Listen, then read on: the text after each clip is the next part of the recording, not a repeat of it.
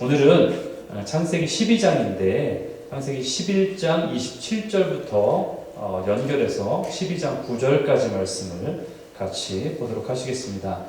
창세기 11장 27절부터 교독하시겠습니다. 데라의 족보는 이러하니라. 데라는 아브람과 나홀과 하란을 낳고 하란은 롯을 낳았으며 하란은 그 아비 데라보다 먼저 고향 갈대아인의 우르에서 죽었더라. 아브람과 나홀이 장가 들었으니 아브람의 아내의 이름은 사레며 나홀의 아내의 이름은 밀가니 하란의 딸이요 하란은 밀가의 아버지이며 또 이스가의 아버지더라. 사레는 임신하지 못함으로 자식이 없었더라. 데라가 그 아들 아브람과 하란의 아들인 그의 손자 롯과 그의 며느리 아브람의 아내 사레를 데리고 갈대아인의 우르를 떠나 가나안 땅으로 가고자 하더니 하란에 이르러 거기 거류하였으며 데라는 나이가 205세가 되어 하란에서 죽었더라. 여호와께서 아브람에게 이르시되 너는 너의 고향과 친척과 아버지의 집을 떠나 내가 내게 보여줄 땅으로 가라. 내가 너로 큰 민족을 이루기로 내게 복을 주어 내 이름을 창대하게 하니 너는 복이 될지라. 너를 축복하는 자에게는 내가 복을 내리고 너를 저주하는 자에게는 내가 저주하리니 땅의 모든 족속이 너로 말미암아 복을 얻을 것이라 하신지라. 이에 아브람이 여호와의 말씀을 따라갔고 롯도 그와 함께 갔으며 아브람이 하란을 떠날 때에 75세였더라. 아브람이 그의 아내 사레와 조카 롯과 하란에서 모은 모든 소유와 얻은 사람들을 이끌고 가나안 땅으로 가려고 떠나서 마침내 가나안 땅에 들어갔더라. 아브람이 그 땅을 지나 세겜 땅 모레 상수리 나무에 이르니 그때에 가나안 사람이 그 땅에 거주하였더라. 여호와께서 아브람에게 나타나 이르시되 내가 이 땅을 내 자손에게 주리라 하신지라. 자기에게 나타나신 여호와께 그가 그곳에서 제단을 쌓고 거기서 베델 동쪽 산으로 옮겨 장막을 치니 서쪽은 베델이요 동쪽은 아이라. 그가 그곳에서 여호와께 제단을 쌓고 여호와의 이름을 부르더니 같이 읽습니다. 점점 남방으로 옮겨갔더라. 아멘. 예. 오늘 이 말씀 창세기 11장 27절에서 12장 9절까지 말씀을 가지고 함께 나눌 제목을 베라카 하늘의 복을 소유한 자다. You shall be a blessing 이라는 제목으로 함께 나누기 원합니다. 네. 여러분, 이 창세기에서 이제 하나님의 천지를 창조하시고 그 외 인류들이 이제 이 땅에 살아가는데 죄악 때문에 하나님께서는 어쩔 수 없이 인류와 세상을 그 심판, 그 홍수의 심판으로 심판하셨어요. 근데 문제는 뭐냐면은 그 이후에도 인류가 변하지 않는다라는 거예요. 여전히 죄악이 만연했어요.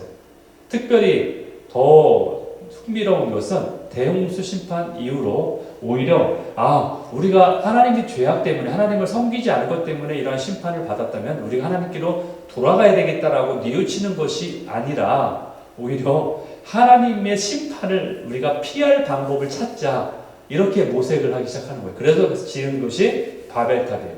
그 사건이에요. 홍수가 나도 우리가 그 홍수에서 견딜 수 있는 탑을 쌓자. 하나님의 닿자. 하늘에 닿기까지 하나님처럼 되자.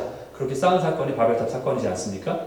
이러한 인간의 모습을 보면서 우리가 깨닫는 것은 우리 인간의 죄성이 얼마나 뿌리가 깊은지를 알게 된다는 거예요. 네. 하지만 그래도 하나님은 인류를 포기하지 않으셨습니다.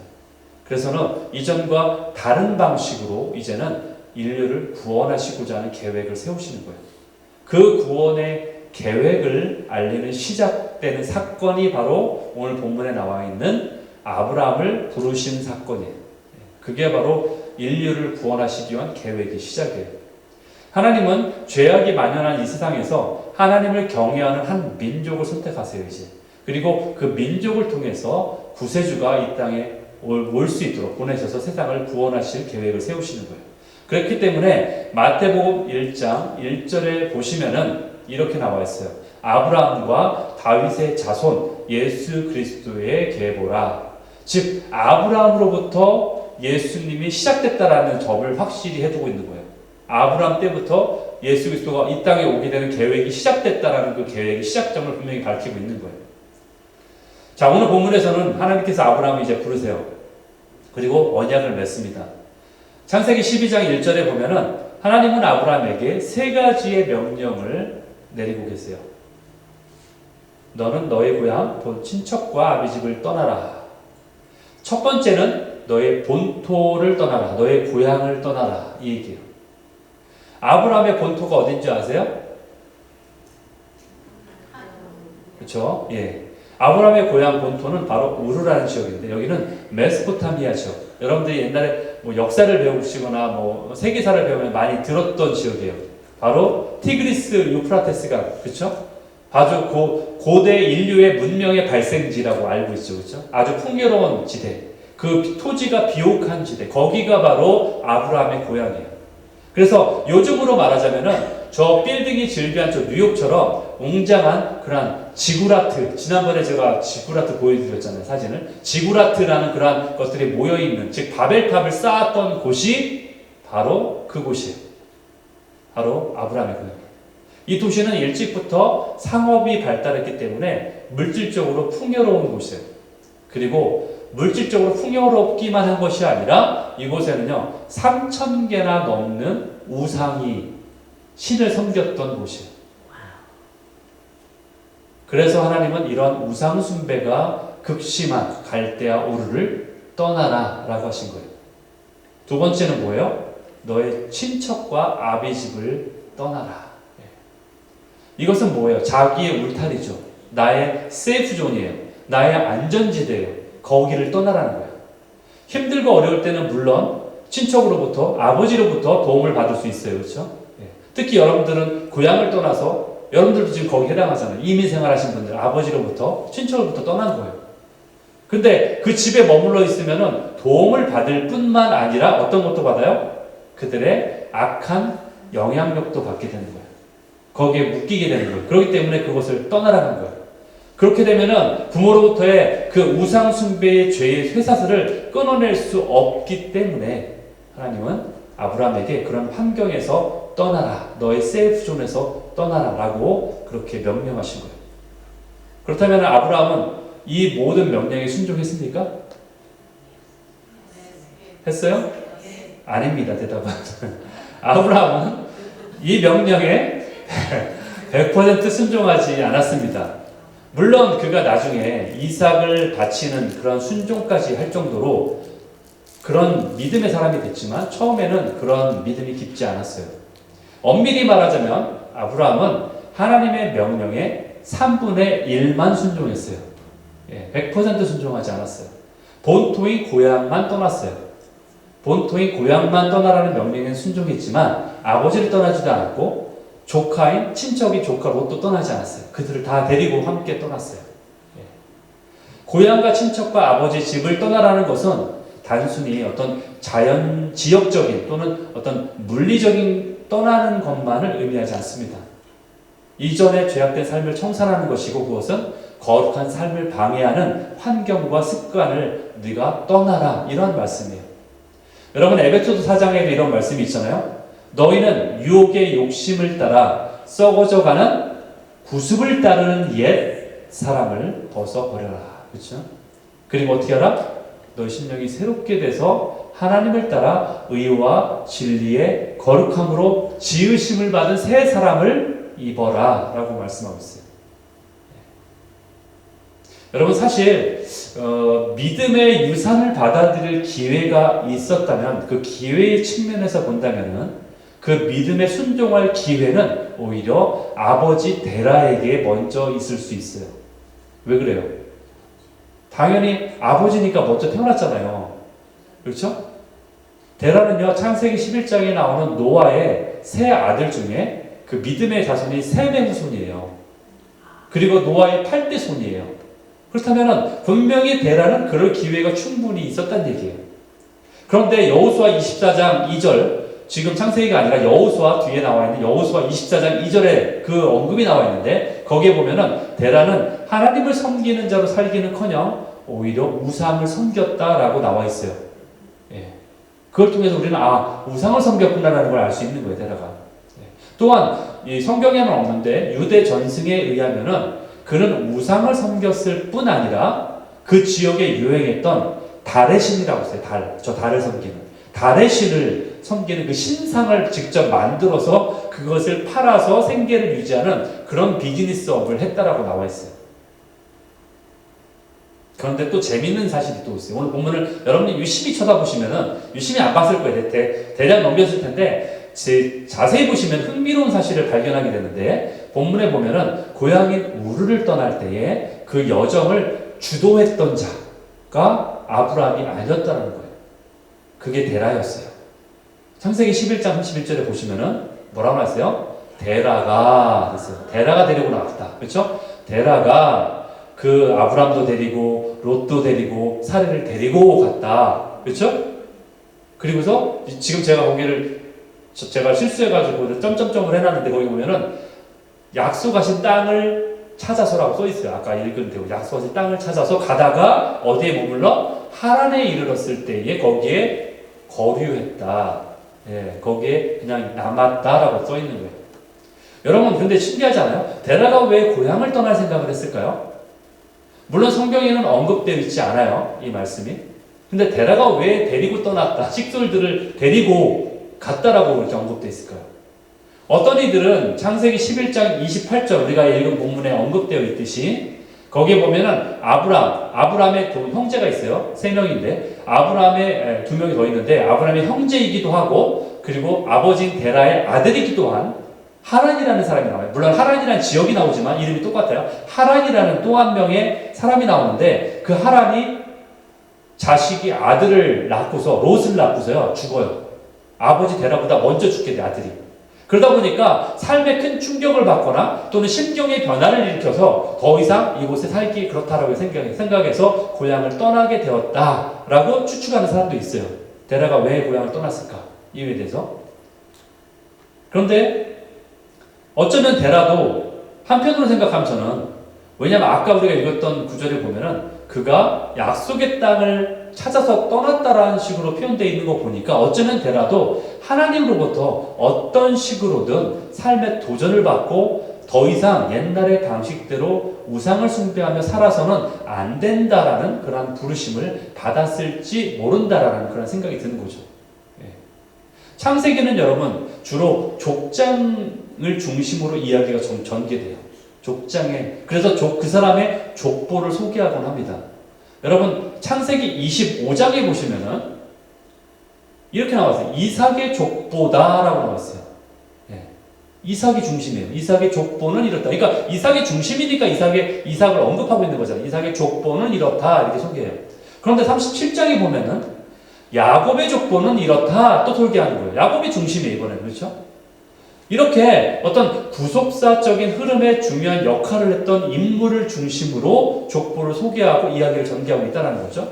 그런데 여기서 그럼 어떤 포인트가 있느냐? 흥미로운 사실이 뭐냐? 오늘 본문을 읽으시면서 역시 눈치채셨는지 모르겠지만 오늘 본문은요. 아브라함을 기점으로 족보를 소개하고 있지 않아요. 대신에 아버지 데라를 시작으로 족보를 이야기해요. 27절에 데라의 족보는 이러하니라 이렇게 되어 있는 거예요. 그렇죠? 그러면서 데라는 아브람도 낳고 나홀도 낳고 하란도 낳았다. 그렇죠? 그리고 하란은 롯을 낳았다. 이렇게 나와 있잖아요. 제 개인적인 생각입니다만 어쩌면 하나님께서는 데라를 사용하시려 했을 가능성도 있지 않았나 싶다라는 거죠. 그래서 하나님이 갈대아 우르를 떠나서 내가 너에게 지시한 땅으로 가라고 부르실 때에 그 부르심을 아들인 아브라함에게만 주신 것이 아니라 아버지인 데라에게도 동일하게 주었을 수 있다라고 생각하는 거예요. 만약에 이럴 가능성이 있다면은 데라가 어느 날 갑자기 고향을 떠날 결심을 하게 된 것도 우연은 아니었을 거라는 생각이 듭니다. 여러분, 그들은 그렇게 그 당시에는 너무나 무모하니만큼 큰 결심을 하고 고향을 떠나죠.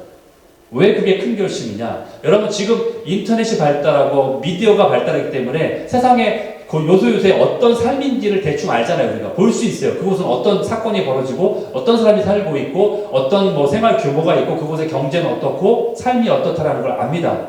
그런데 이러한 시대에도 우리가 사는 이 지역을 떠나서 다른 지역으로 이주할 때에도 그렇게 쉬운 결정은 아니지 않습니까? 삶의 터전을 옮긴다는 게 그렇게 쉬운 결정이 아니에요. 근데 그 당시에는 어땠을까요? 그 당시에는 저 멀리 누가 사는지도 몰라요. 저 미지의 세계에 어떤 세계가 펼쳐질지 도무지 알 수도 없는 그런 상황 가운데 고향을 떠난다는 자체는요, 그 거의 목숨을 내거는 그런 자살행위와 같은 거예요. 그 당시에. 그런데 그들은 그렇게 자신들의 고향을 떠났다는 거예요. 그들의 목적지는 뭐예요? 하나님이 인도하실 땅인 가나안이었어요. 그런데 가다 보니까 하란이라는 장소에 도착을 하게 돼요. 하란은요, 어떤 지역이냐면은 무역의 중심지예요.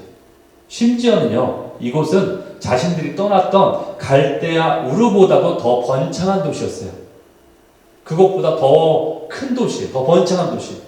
아마도 이러한 눈앞에 펼쳐져 있는 하란을 바라보면서 그곳에서 얻을 수 있는 그 풍요로운 그런 이점들, 좋은 점들이 당장 눈에 보이지도 않는 그 하나님의 약속을 따라가는 것보다 더 달콤하게 유혹으로 다가왔을 거예요.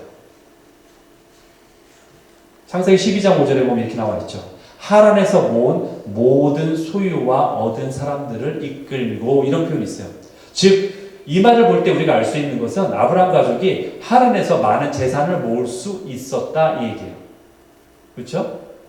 그게 뭐 종이 됐던 하인이 됐던 어떤 재산이 됐던 그곳에서 많은 재산을 모았다는 얘기는 하란이 그만큼 풍요로운 곳이고 어떤 성공의 기회가 많았던 곳이고 아메리칸 드림을 이룰 수 있는 마치 그러한 곳이라는 거예요.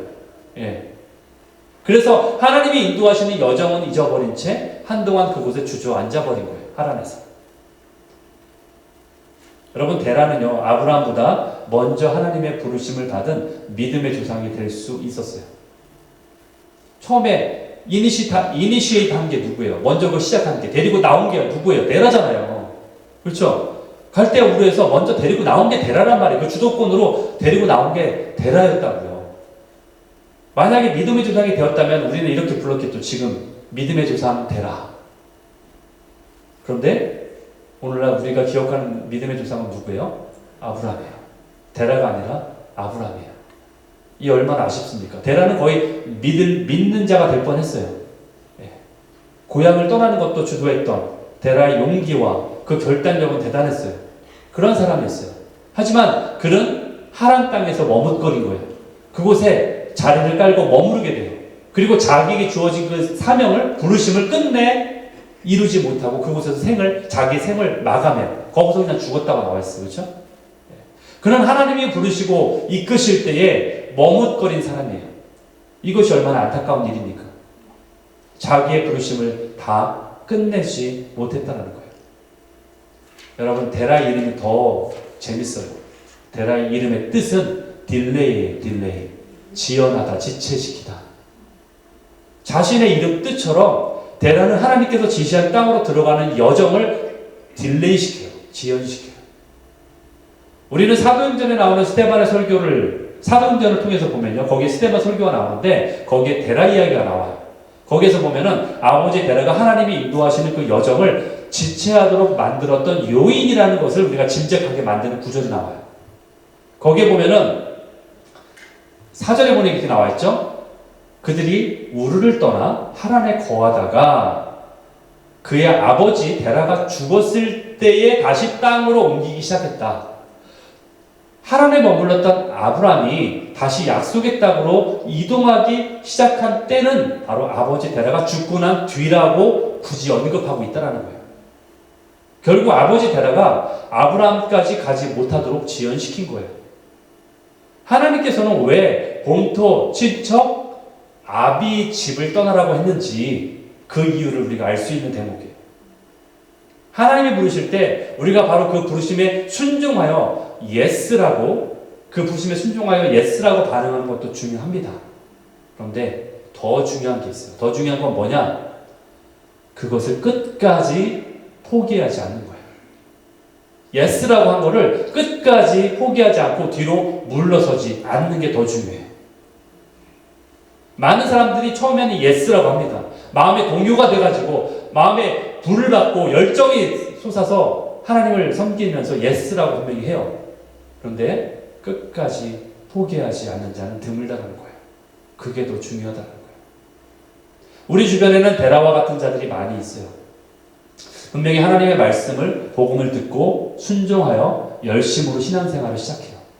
그런데 얼마 지나지 않아 자신이 예전에 의지했던 것으로 다시 돌아가요. 이전의 삶으로 다시 회귀하는 거예요. 여러분, 하나님을 믿는다는 것은 우리가 이해하지 못하는 것일지라도 우리가 인정하고 순종하는 삶이에요. 데라와 아브라함의 차이는 크지 않아요, 사실은. 그것은 단 하나예요. 끝까지 뒤로 물러서지 않는 거예요. 끝까지 이 믿음의 여정을 포기하지 않는 거예요. 데라가 그 하란, 머물렀던 하란을 떠나서 가나안에 다시 들어가기 위해서는 그에게 믿음의 도약이 필요한 거예요. 하나님을 의지하고 자신의 믿음의 도약으로 한 걸음을 내딛느냐, 아니면 포기하고 그 자리에 주저앉느냐, 이 차이예요. 이것이 그들의 운명을 가른 거예요. 여러분, 한 가지 질문, 아닙니다. 하나님이 아브라함에게 명령했던 세 번째 명령은 뭐였죠? 세 번째는 내가 내게 보여줄 땅으로 가라, 이거예요. 내가 내게 보여줄 땅으로 가라. 여기서 한번 질문 드릴게요. 여러분, 그 당시 아브라함에게 가장 큰 두려움은 무엇이었을 거라고 생각합니까? 이런 얘기를 들었을 때 가장 큰 두려움이 무엇이었을까요? 안 들리니까 제가 그냥 얘기할게요. 여러분, 아브라함에게 말씀하신 그 약속의 땅이라는 곳이 있잖아요. 그것이 어딘지 여러분 아시나요? 모르세요? 아시죠? 그럼 그 당시에 아브라함은 알았을까요? 모르죠. 근데 여러분 어떻게 하세요? 대단하시네요. 아브라함도 모르는 거 여러분 어떻게 하세요? 성경에 나와 있죠. 우리는 결론을 알기 때문에 우리는 알아요. 그러나 아브라함은 모르죠. 아직 모르고 있는 거잖아요. 아브라함이 이제 떠날 그 거리는요, 갈대아 우르를 떠나서 가야 될 여정의 길이는 약 300마일이에요. 킬로미터로 480km. 이 거리는요, 요즘에 차로 이동해도 먼 거리예요. 그렇죠? 가까운 거리는 아니에요. 근데 하지만 당시 아브라함은요, 그렇게 먼 거리를 가야 하는지도 몰랐어요.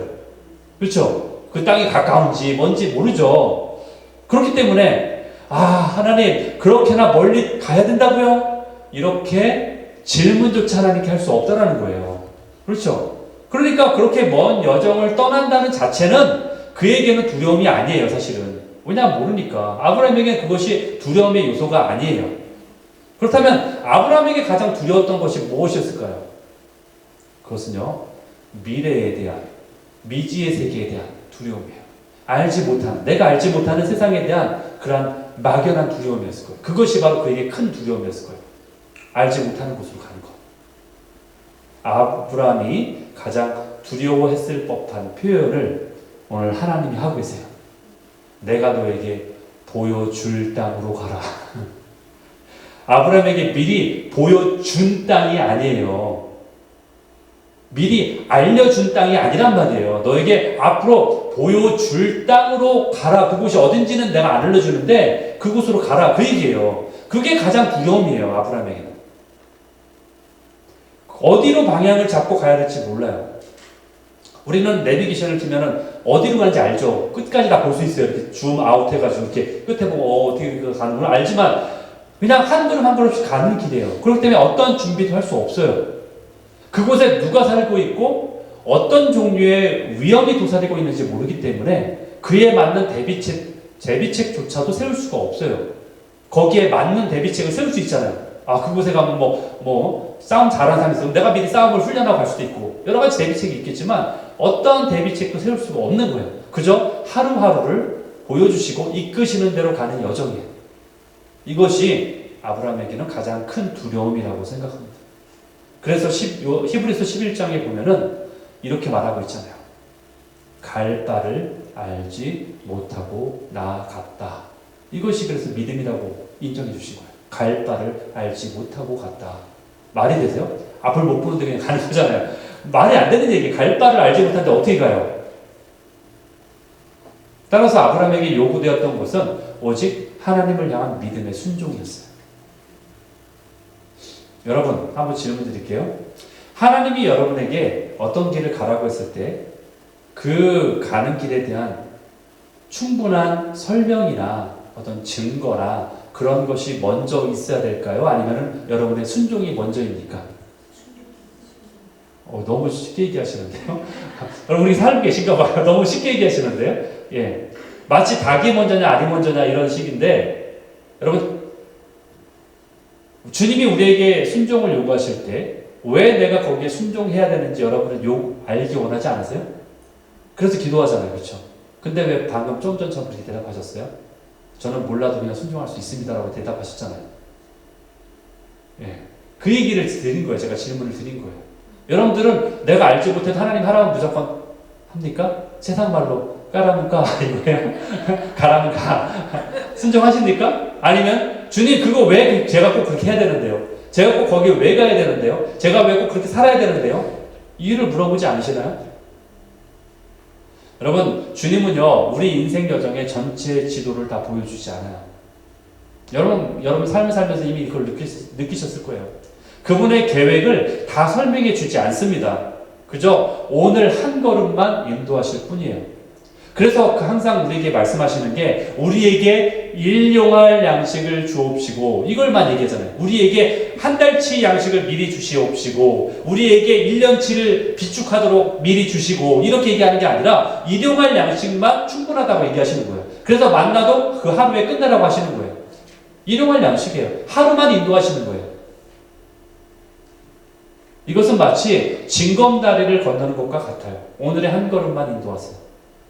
바로 징검다리는 내 바로 앞에 있는 한 개의 징검다리만 나는 건널 수 있는 거예요. 욕심난다고 여러 개를 내 다리도 하나지만 여러 개를 건널 수 없어요. 바로 한 걸음씩만 내딛는 게 믿음의 여정이에요. 근데요, 이보다 더 흥미진진한 경우가 있어요. 그건 뭔지 아세요?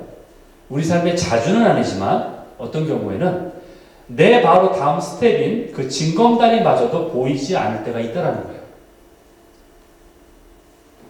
여러분, 맨 처음 이스라엘 백성을 하나님 백성으로 선택하시고 부르신 하나님께서는 출애굽시키실 때 그들을 그분의 어린아이처럼 대하셨어요. 그들을 출애굽시에. 네. 그렇기 때문에 홍해를 만난 그들이 당황하지 않도록, 물론 많이 당황했죠. 성경에 보면 그들이 몹시나 당황했지만, 그래서 막 우리를 여기서 죽이려고 하느냐 막 악받친 소리로 막 모세에게 따지기도 하고 했는데, 어쨌든 홍해를 만난 그들이 당황하지 않도록 홍해를 미리 갈라놓으시고 건너게 하세요. 그런데 이제 광야 훈련의 시간이 거친 후에는 어떻게 하시느냐? 이스라엘 백성을 조금 더 다른 차원으로 이끄세요. 가나안에 들어가게 될 때 그들에게 이제는 갈라지지 않은 요단강에 그냥 발을 내딛게 하세요. 천번 빠지라고 하세요.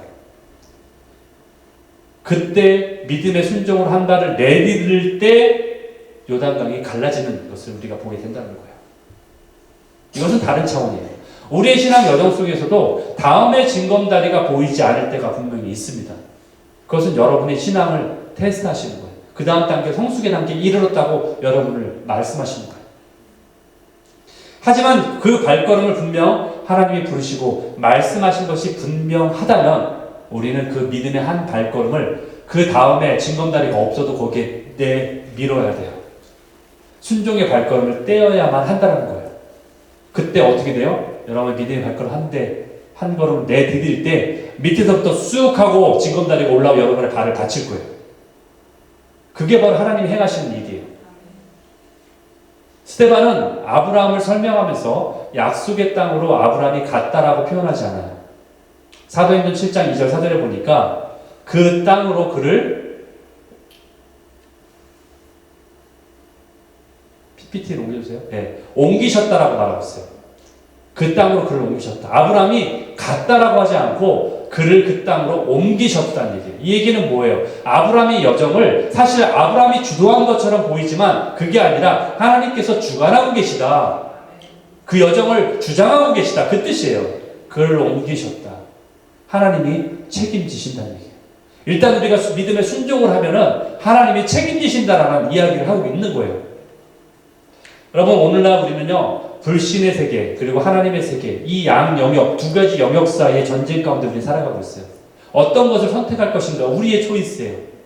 우리는 하란에 머물러 있었던 아브라함의 가족처럼, 비록 고향은 이미 떠났지만, 그러한 믿음의 순종을 이미 시작은 했지만, 여전히 불신 세계와 하나님 세계에 양다리를 걸치고 있는, 여전히 거기에 우리의 미련을 두고 있는, 그렇게 살아가고 있는 그러한 모습이 있다는 거예요.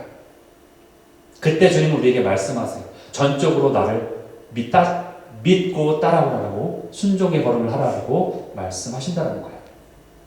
이렇게 신앙의 결단을 할 수 있는 사람만이 하나님의 축복을 경험할 수 있는 것입니다. 여러분 생각해 보세요. 아브라함은요, 하나님의 음성을 듣기 전까지, 하나님이 부르시는 그 음성을 듣기 전까지 하나님을 전혀 몰랐던 자예요. 생각해 보세요. 그건 하나님을 모르는 정도가 아니에요. 아버지 데라가 어떤 사람이었다고요? 아예 우상을 섬기는 것뿐 아니라 신상을 만들어 팔았던 자라고 했잖아요. 그렇죠? 여러분, 예수님도 자라면서 목수였던 아버지 요셉의 일을 도우면서 목수 일을 했듯이 아브라함도 어렸을 때부터 아버지 일을 도우면서 자라지 않았을까요? 그런 환경 가운데 자란 아브라함이 하나님을 알 턱이 없죠. 하나님을 섬겼을 턱이 없어요. 그런데 그러한 아브라함을 하나님이 만나 주셨다는 거예요. 이것이 놀라운 하나님의 계획이에요. 하나님이 그러한 자를 만나 주셨다. 여러분, 하나님이 처음 아브라함을 만났을 때에 아브라함이 다른 누구보다 막 뛰어난 믿음을 소유했거나 그래서가 아니라는 거예요. 믿음의 어떤 조상이 될 만한 퀄리파이 되는 어떤 그런 자질을 갖고 있어서 그 아브라함에게 나타났다는 게 아니라는 거예요. 어떤 면에서는요, 당시에는 성경도 없었기 때문에 현재 여러분들보다 말씀을 더 몰랐을 거예요. 그렇죠? 예. 하나님이 어떤 분인지도 몰랐을 거예요. 그런데 그런 그를 하나님이 만나 주셨다는 거예요.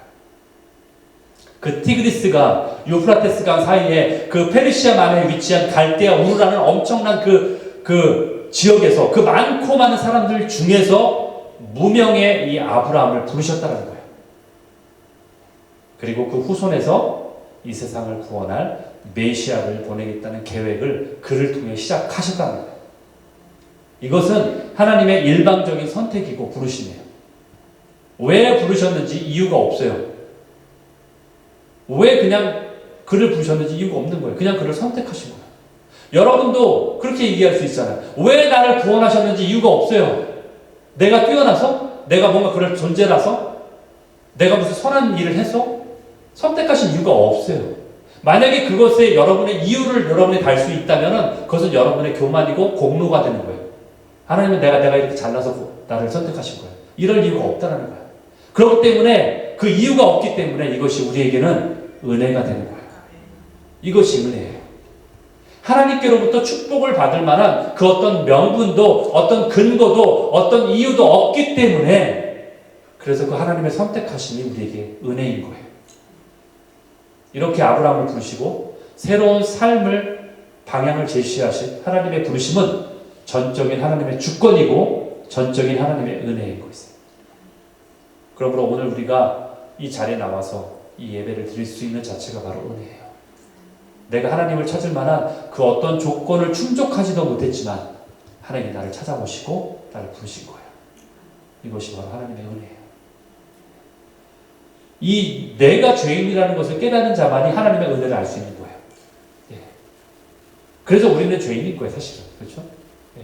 세상 사람들은 자기가 죄인이라고 생각하지 않아요. 단지 저 감옥에 들어간 사람 아니죠. 감옥에 들어간 사람도 자기가 죄인이라고 생각하지 않아요. 예. 똑같이 죄를 졌는데 재수 없어서 나는 잡힌 것 뿐이라고 생각하지 자기가 죄를 졌다고 생각하지 않는 거예요. 여러분, 하나님께서는 아브라함에게 세 가지 약속하셨어요. 2절에 나와 있어요. 내가 너로 큰 민족을 이루게 하겠다. 두 번째, 내가 너에게 복을 주겠다. 세 번째, 내 이름을 창대케 하겠다. 이 복은, 내가 너에게 복을 주겠다는 이 복은요, 제한적인 복이 아니죠. 영원한 복을 말하는 거예요. 제한적인 복이라는 건 뭐예요? 어떤 기간이 한정되어 있다는 거죠. 여러분, 사실 이 땅에서 우리가 누리는 복이 있어요. 우리가 생각하는 이 땅에서 누릴 수 있는 복은요, 사실은 영원하지 않죠. 왜 영원하지 않아요? 첫째는 우리의 목숨이 영원하지 않으니까 이 땅에서의 삶의 그 수명이. 둘째는 그 복 자체가 우리에게 만족을 완전히 줄 수 없어요. 예를 들어서 우리가 뭐 자동차를 샀어요. 그러면 그걸 만족하다가 좀 있으면 조금 더 윗급이 보이죠. 조금 더 편안한 게 보이죠. 예, 집도 마찬가지죠. 집을 샀으면 처음에 만족하다가 나 지금 이 집을 좀 더 무리해서라도 또 큰 집을 살 걸 그랬나? 뭐 이런 생각도 하기도 하고 그렇죠. 우리의 만족에는 끝이 없어요. 그렇기 때문에 그것은 제한적이라는 거예요. 일시적이라는 거예요. 이 땅의 복은 다 제한적이에요. 그러나 하나님이 주시는 복은 이 땅에 누리는 복도 어느 정도는 포함하지만 궁극적으로는 영원한 복이에요. 근데 사실 우리는 어떤가요? 우리는 눈에 보이는 복을 더 원할 수 있잖아요. 왜냐하면 눈에 보이니까, 직접 내가 느끼니까. 그래서 어떤 가시적인 복을 더 좋아해요. 그러면서 우리는 이렇게 기도할 수 있죠. 주님, 영원한 복은 좋습니다. 좋은데 그건 나중에 주시고요. 지금 당장은 눈에 보이고 내가 누릴 수 있는 복을 좀 주세요. 우리가 이렇게 기도할 수 있지 않을까요? 그래서 지금 당장 눈에 보이고 누릴 수 있는 복을 원할 수 있다는 거죠. 여러분, 아브라함에게 허락하셨던 복의 약속이 있잖아요. 아브라함에게 이런 복을 주겠다 약속하셨는데 사실 이 땅에서 확인해 볼 수 있는 가시적인 복이 아니라는 거예요, 사실. 여러분, 아브라함에게 주셨던 그 복, 아브라함은요, 자기 생애에 하나님이 약속하신 큰 민족을 이루게 하겠다, 그리고 너에게 복을 주겠다, 이것을요, 사실 보지 못해요. 약속의 땅을 주시겠다는 약속도요, 물론 약속의 땅에 가긴 가죠, 아브라함이. 그러나 그 땅이 완전히 아브라함의 그 땅으로 소유가 되는 시기는 언제인 줄 아세요? 아브라함이 죽은 후에 그 뒤로도 한참 뒤인 400년 뒤 그의 후손들을 통해서 이루어지는 거예요. 여러분, 아브라함은요, 생전에 어느 땅만 가졌냐면요, 생전에 자신이 소유한 땅은요, 사라가 죽은 후에 자기 아내 사라를 이렇게 묻기 위해 매입했던, 샀던 막벨라 굴, 고작 그 땅 하나가 아브라함이 가졌던 땅이에요. 그러므로 우리가 누리려고 하는 그 복들이 사실은 우리가 이 땅에 살아있는 동안에 이루어야 한다는 것은요, 우리의 욕심이고 우리의 생각이라는 거예요. 셋째로 뭐라고 약속하셨냐면은 내가 너희 이름을 창대케 할 것이다. 결국 이 약속대로 아브라함은 창대케 되죠. 실질적으로 한 나라의 조상으로 그 이름이 후대에 남게 되고 또 우리 믿는 자들에게까지는 믿음의 조상이라는 그러한 이름을 낳게 되죠. 여러분, 인간이 만들어서 언젠가 허물어질 그러한 건물 벽돌에 이름을 남기는 그러한 자가 아니라 하나님이 예비하신 흰 돌에 그 누구도 지울 수 없는 복된 이름을 새기는 자, 생명책에 그의 이름을 남기는 그러한 믿음의 길을 우리로 걷도록 하시는 거예요.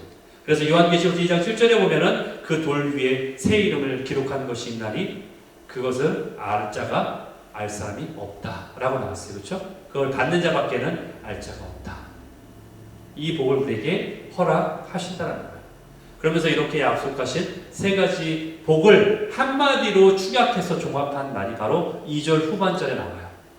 내가 너로 큰 민족을 이루고 너에게 복을 주어 그리고 내 이름을 창대케 할 것인데 그것을 종합한 것이 뭐예요? 맨 마지막에 너는 복 그 자체가 될 거야. 복이 될 거야. 이것은 복의 근원이 된다는 얘기예요. 그래서 개역 성경에는 복의 근원으로 번역이 되어 있지만 히브리어에는 베라카다라고 되어 있어요. 히브리어 단어로는 베라카예요. 그 의미는 복 그 자체다. 네가 그 얘기예요. 복을 딴 데서 받는 게 아니라 네 자체가 복이다. 그 얘기예요. 하나님이 복을 주시면 우리가 복의 근원이 된다는 거예요. 그리고 하나님으로부터 충분한 그 복을 받게 되면 우리가 복 그 자체가 되기 때문에 베라카의 상태가 된다는 얘기예요.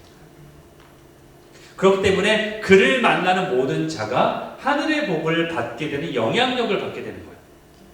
그렇기 때문에 복 자체가 된 그 사람을 다른 사람이 저주하게 되면요, 그 저주를 결단코 그에게 영향을 끼치지 못해요. 그렇기 때문에 돌아갈 수밖에 없는 거예요. 누구에게? 저주한 사람에게 돌아가는 거예요. 하지만 그를 축복하면은 그 축복한 사람이 복 자체이기 때문에 복을 다시 받게 되는 원리가 바로 여기서 나오는 거예요.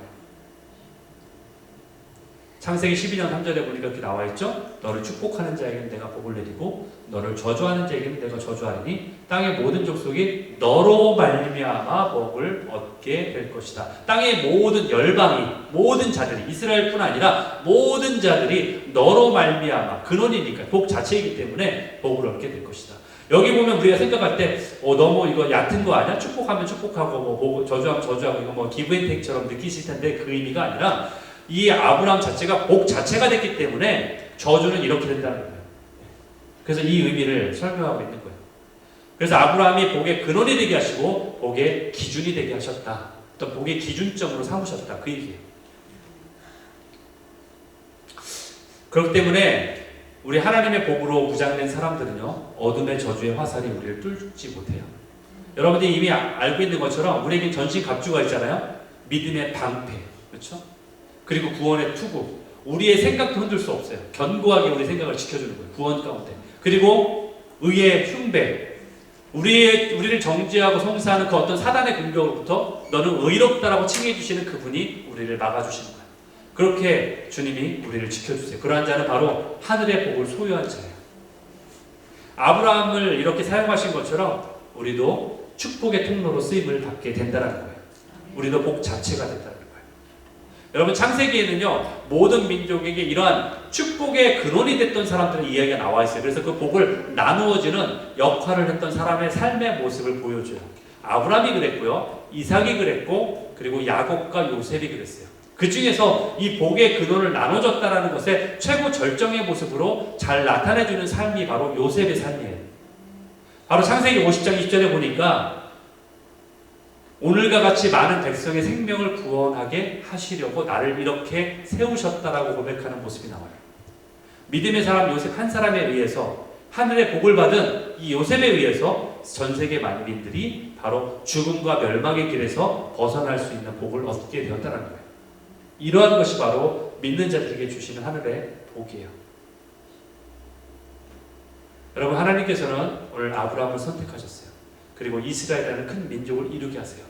그리고 이스라엘이라는 그 민족을 통해서 영원한 하나님의 말씀을 보내주시고 우리의 구세주가 되시는 예수 그리스도를 이 땅 가운데 보내주셨어요. 그래서 오늘 이 자리에 나와서 예배를 드리고 있는 우리까지도 구원의 축복을 받게 된 거예요. 우리가 받은 가장 큰 은혜 중에 은혜가 뭘까요? 바로 구원을 받은 은혜예요. 죄 중에 태어나서 하나님 없이 살다가 죽어서 하나님 없이 영원한 지옥으로 갈 수 있었음에도 불구하고 우리가 어떤 능력이 있어서도 아니고 어떤 일을 잘해서도 아니고 어떤 자질이 있어서도 아닌데 자격 조건이 없는 우리를 이렇게 불러내어 주신 것이 바로 측량할 수 없는 은혜예요. 마치 아브라함을 불러서 우상 숭배와 죄악이 만연한 그 갈대의 우르에서 그를 부른 것처럼 우리를 그렇게 불러주셨다는 거예요. 그래서 우리에게도 믿음으로 살아가라고 이 믿음의 여정을 시작하게 하신 거예요. 마치 아브라함처럼 믿음의 여정을 가라고 하시는 거예요. 네가 갈 바를 알지 못하지만 네가 한 걸음 내걷는 그곳이 어딘지 모르지만 그 믿음의 여정을 네가 포기하지 않고 중간에 하나님에서 머물러서 지체하지 않고 계속해서 이 여정을 끝내도록 우리에게 격려하시는 거예요. 이 믿음으로 가는 여정은요, 갈 바를 알지 못하고 가는 그런 힘든 여정이에요. 그러나 주님이 우리를 이끄실 거예요. 그분이 우리를 옮기셨다라고 말하는 것처럼 그분이 주도하시는 여정이에요. 우리가 우리 힘으로 갈 수 있는 여정이 아니라 주님이 우리를 이끄시는 여정이라는 거예요.